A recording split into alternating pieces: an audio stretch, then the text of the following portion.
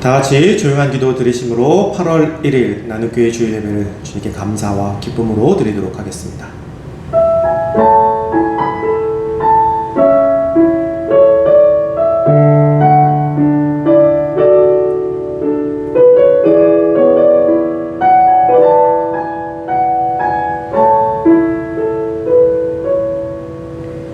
나를 훈계하신 여호와를 송축할지라.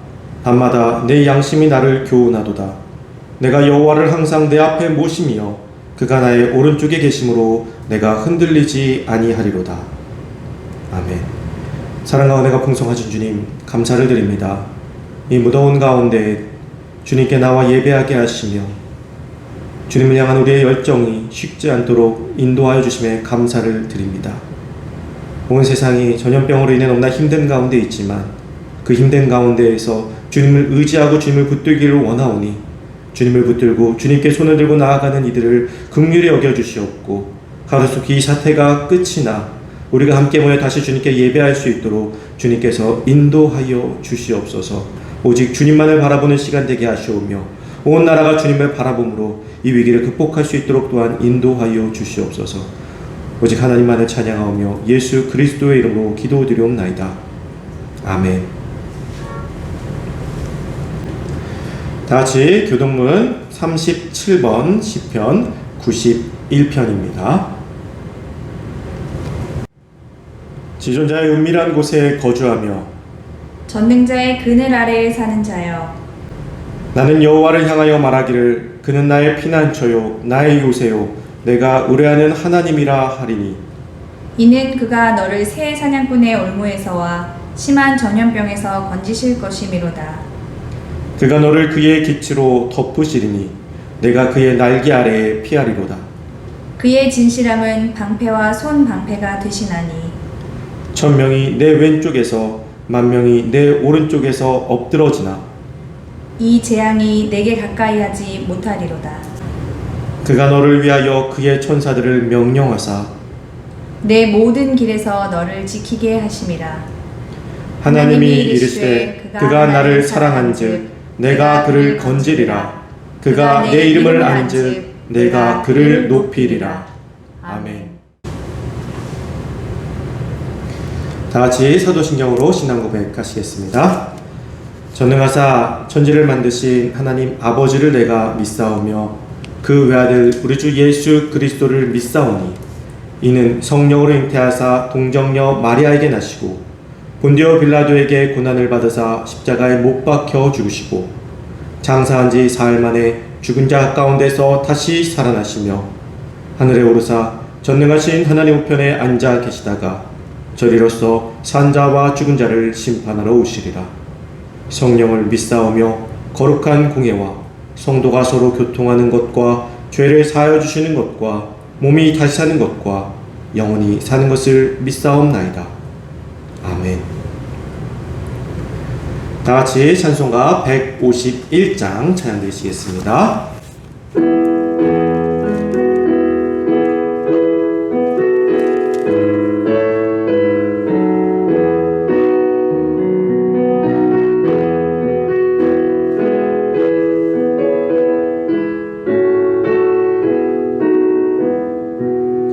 만왕의 왕 내 주께서 왜 고초당했나. 이 벌레 같은 날 위해 그 보혈을 흘렸네. 십자가 십자가 내가 처음 볼 때에 나의 맘에 큰 고통 사라져. 오늘 믿고서 내는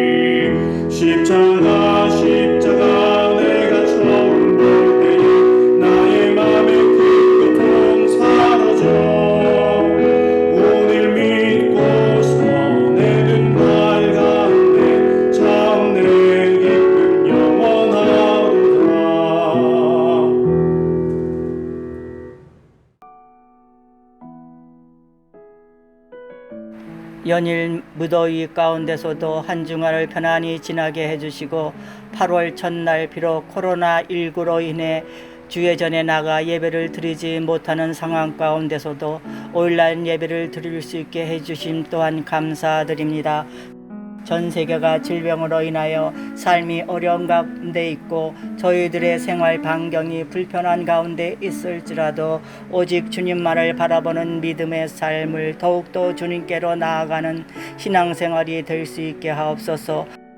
한 주간도 나는 묵상을 주의 종을 통하여 주신 말씀에 위로받게 하시고 힘을 얻게 하신 감사드립니다. 또한 연로하신 집사님들 무더운 가운데 건강해받지 않게 하시고 자녀들은 믿음 안에서 사랑스럽게 건강하게 자라게 하옵소서. 오늘도 주의 종을 통하여 주시는 말씀에 은혜받게 하시고 한 주간도 믿음 가운데 실족하지 않고 살아가는 나눔 교회 성도님들이 다 되게 하옵소서. 이 모든 말씀 예수님의 이름으로 감사하기도 드립니다. 아멘. 오늘 하나님께서 우리에게 주신 말씀은 다니엘 5장 24절에서 29절 말씀입니다. 이러므로 그의 앞에서 이 손가락이 나와서 이 글을 기록하였나이다. 기록된 글자는 이것이니 곧 메네 데겔 우바르시니라. 그 글을 해석하건대 메네는 하나님이 이미 왕의 나라의 시대를 세워서 그것을 끝나게 하셨다 하며, 데겔은 왕을 저울에 달아보니 부족함이 보였다 하며, 베레스는 왕의 나라가 나뉘어서 메대와 바사 사람에게 준 바 되었다 함이니이다 하니, 이에 벨사살이 명하여 그들이 다니엘에게 자주색 옷을 입히게 하며 금사슬을 그의 목에 걸어주고 그를 위하여 조서를 내려 나라의 셋째 통치자로 삼으니라. 아멘.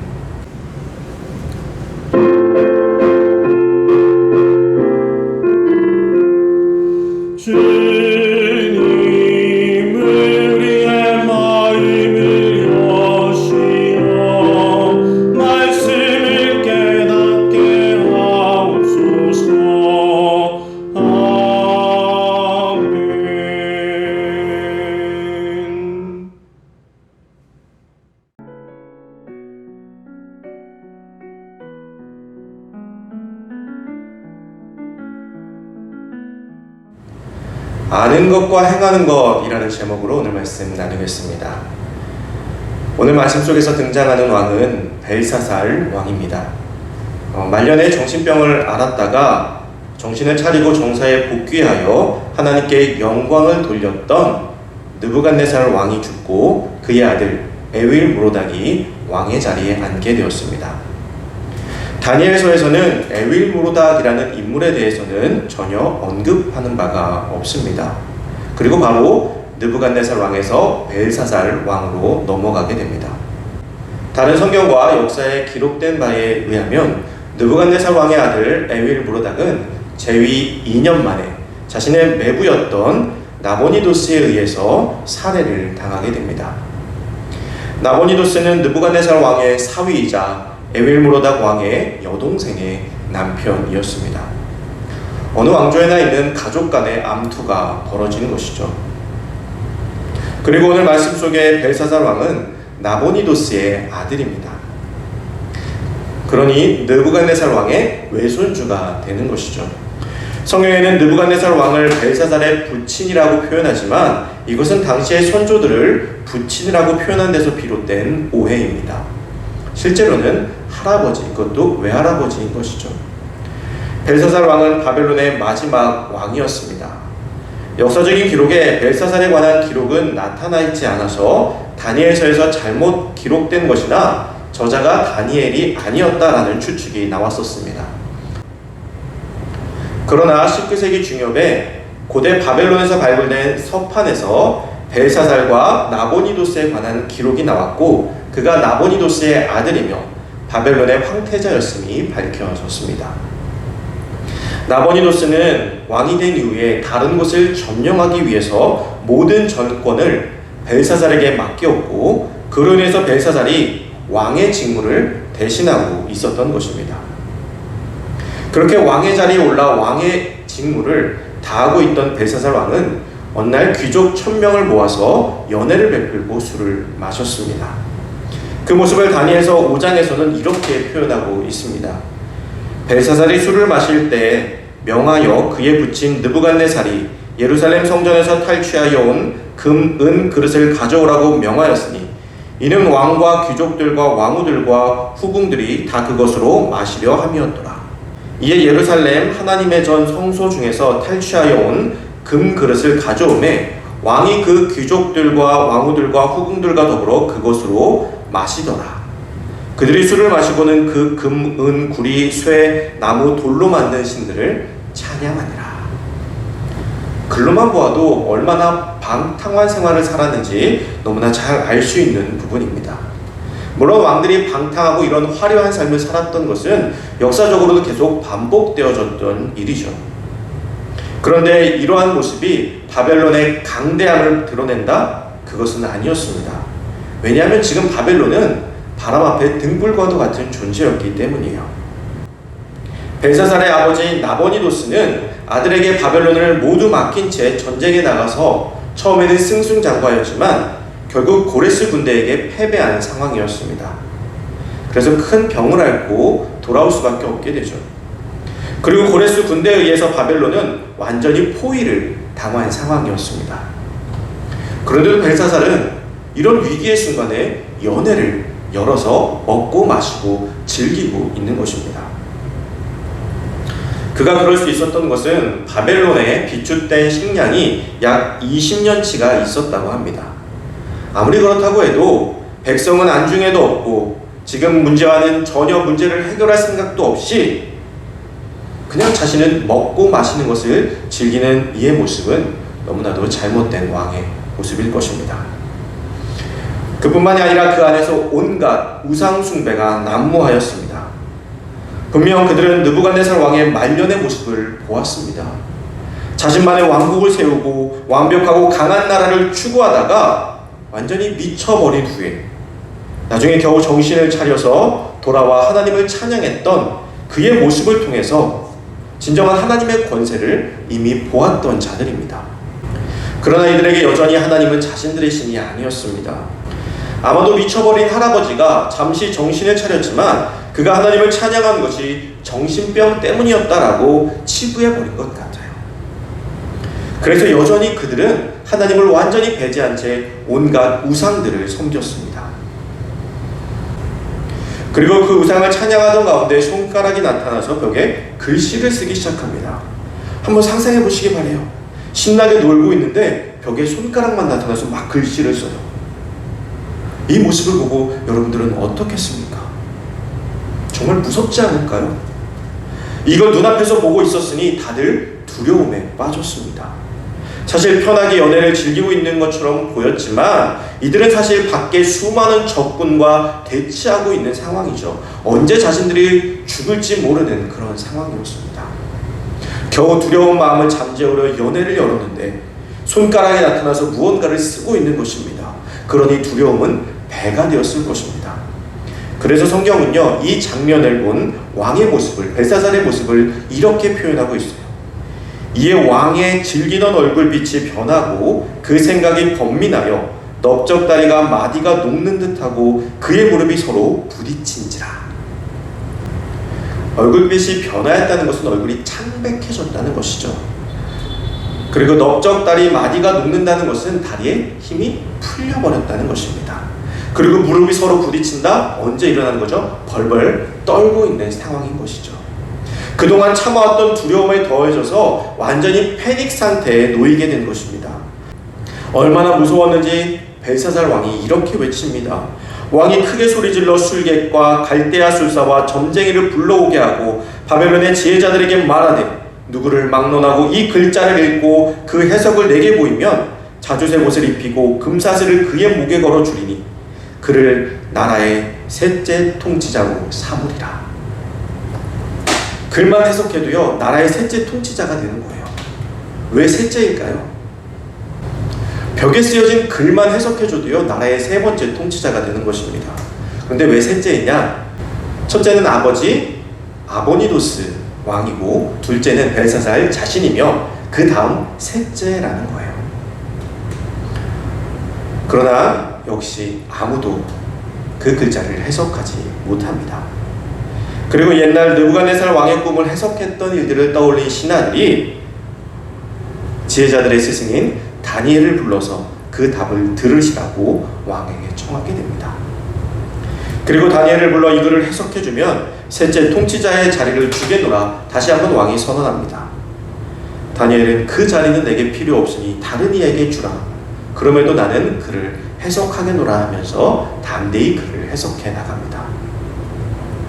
쓰여진 글씨는 이것이었어요. 메네 메네 데겔 우바르시. 직역하면요, 세어보고 달아보았지만 모자랐다. 그래서 나누었다 라는 것입니다. 이것을 해석하면 왕의 모습을 보고 하나님께서 보고 또 보고 다시 보아도 하나님의 뜻에 맞지 않는다. 그러니 나라가 둘로 갈라질 것이다. 이 예언이라는 것입니다. 다니엘은 느부갓네살 왕의 이야기를 하면서 왕에게 이야기합니다. 느부갓네살 왕이 강력한 나라를 이루었지만 그 교만함이 하늘을 찔러 하나님께서 그를 짐승처럼 낮추시고 살아가게 하셨는데도 그 모습을 보면서 깨닫지 못하고 하나님 앞에 겸손하지 못하고 백성들 앞에 여전히 권위를 부리며 하나님께 영광을 돌리기는커녕 하나님 성전에 그릇을 가져다가 그것으로 술을 마시고 세상에 듣도 보도 하지 못한 금과 은과 구리와 새와 나무와 돌로 만든 신상을 찬양하는 모습을 하나님께서 보셨으니 더 이상 하나님께서 봐주실 수가 없습니다 라는 거예요. 결국 벨사살 왕은 그날 밤에 죽임을 당하게 됩니다. 그리고 결국 나라는 메대와 바사 제국 두 개로 갈라지게 되죠. 하나님께서는 느부갓네살 왕과 벨사살 왕에게 똑같이 겸손하기를 바라셨습니다. 하나님만을 바라보기를 바라셨습니다. 그리고 그들을 통해서 그 모습이 후대에 전달되기를 바라셨습니다. 그런데 두 사람을 대할 때 하나님께서는 다르셨던 점이 있어요. 느부갓네살 왕에게는요, 두 번의 꿈, 즉 두 번의 기회를 주셨죠. 그러나 벨사살 왕에게는 그러한 기회 없이 바로 손가락이 나타나서 그의 멸망을 통보하셨다는 것입니다. 왜 하나님께서는 벨사살에게는 기회를 주지 않으셨을까요? 기회를 주어도 소용없다 판단하셨을까요? 공평하신 하나님이시지만 사실은 공평하지 않으신 것이 아닐까요? 사실 이 말씀은요, 굉장히 우리에게 무섭고도 도전이 되는 말씀이 되어야 됩니다. 벨사살 왕과 느부갓네살 왕이 달랐던 점은요, 느부갓네살 왕에게는 하나님이라는 존재가 완전히 생소한 존재였지만 벨사살에게는 이미 할아버지인 느부갓네살 왕의 그 모습과 기록을 통해서 알고 있는 존재였다는 것입니다. 그리고 느부갓네살 왕이 왜 무너지게 되었는지도 알고 있었습니다. 그럼에도 그는 거기서 배우지 못하고 똑같은 길을 걸어갔던 것이죠. 지금도 온 세상에는 하나님을 모르는 사람들이 많이 있습니다. 느부갓네살 왕처럼 하나님이라는 존재 자체를 모르는 사람들이죠. 그런 오지에 선교사들이 들어가면요, 실제로 수많은 이적들이 일어난다고 합니다. 병을 고친다든지 하는 일들이 벌어지는 것이죠. 예전에 저도 그런 오지에서 선교했던 선교사님을 만난 적이 있습니다. 이분은 그곳에서 치유의 은사로 유명했던 분이에요. 또한 만지시면 그의 꿈과 미래까지도 어느 정도 볼 수 있는 분이셨습니다. 그런데 한국에 와서 수많은 청년들을 만났고 저도 만났지만 한국에 있는 사람들을 통해서는 어떤 치유의 역사도 또 그 꿈이 보여지는 역사도 나타나지 않았다라는 거예요. 그 이유가 무엇일까? 한국이라는 나라에는요, 하나님을 믿건 믿지 않건 간에 이미 하나님이라는 존재를 다 아는 사람들만 있다는 것입니다. 그런데 선교지에는요, 하나님을 전혀 알지 못하는 곳이라 그런 이적이 일어난다는 것이죠. 순수한 믿음 때문일까? 그럴 수도 있겠죠. 그러나 저는 이것이 하나님의 방식임을 오늘 벨사살 왕을 통해서 그 이야기를 통해서 깨닫게 됩니다. 이미 알고 있는 자와 모르고 있는 자를 대하는 하나님의 방식이 다른 것이죠. 우리는 이미 하나님의 놀라운 은혜를 알고 있습니다. 하나님의 능력을 알고 있습니다. 예수 그리스도의 가르침을 너무나 잘 알고 있죠. 그렇기에 우리에게는요, 더 엄격한 잣대로 하나님께서 우리를 바라보고 계십니다. 갓난아기가 깨질 만한 물건을 가지고 놀다가 이것을 떨어뜨렸습니다. 아기를 혼내는 사람이 있을까요? 없죠. 대부분 아기가 다쳤냐 안 다쳤냐 이것만 보게 됩니다. 그런데 다 큰 자녀, 말이 통하는 다 큰 자녀가 이것을 가지고 놀다 떨어뜨려서 깨트려요. 반응이 완전 다르죠.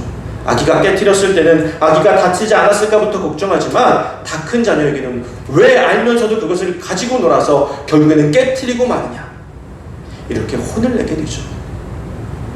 차이는 하나뿐입니다.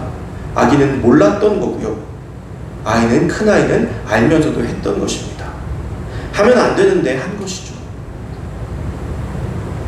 알면서도 하지 않는 것, 모르고 하는 것, 하나님 앞에서는 알면서도 하지 않는 것이 더 큰 죄가 되는 것입니다.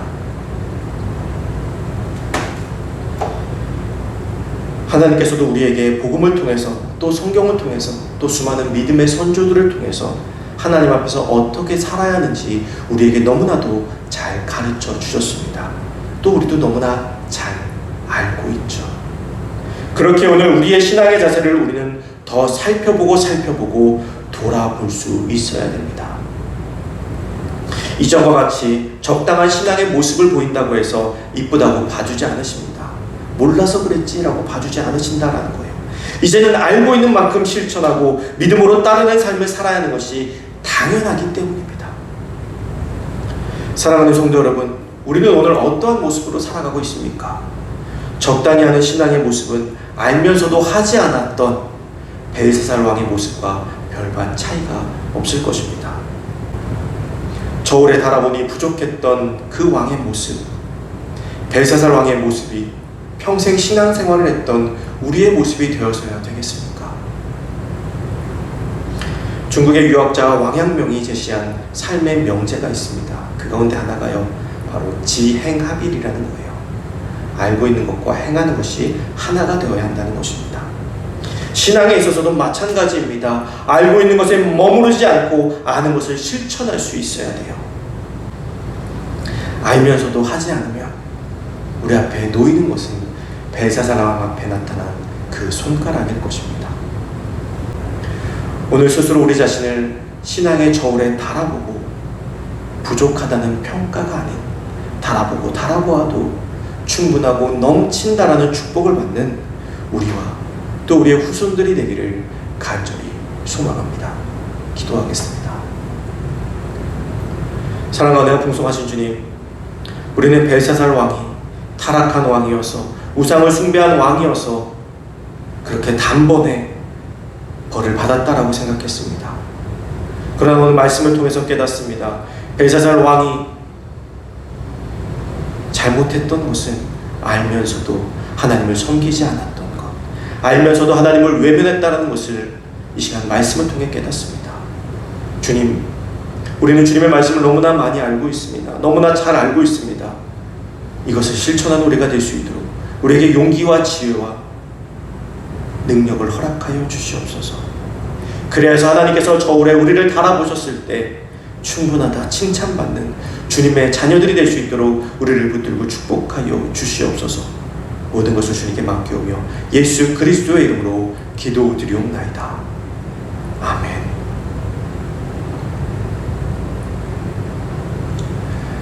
이 시간 다 같이 사랑하는 우리 가족들과 사랑합니다 인사하도록 하겠습니다. 사랑합니다. 사랑합니다.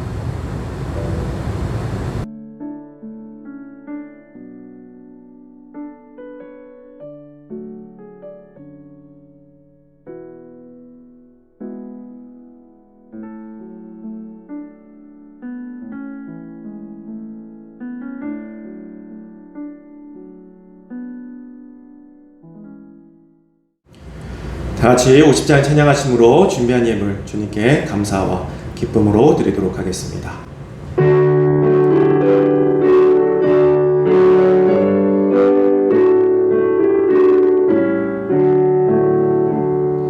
내게 있는 모든 것을 아낌없이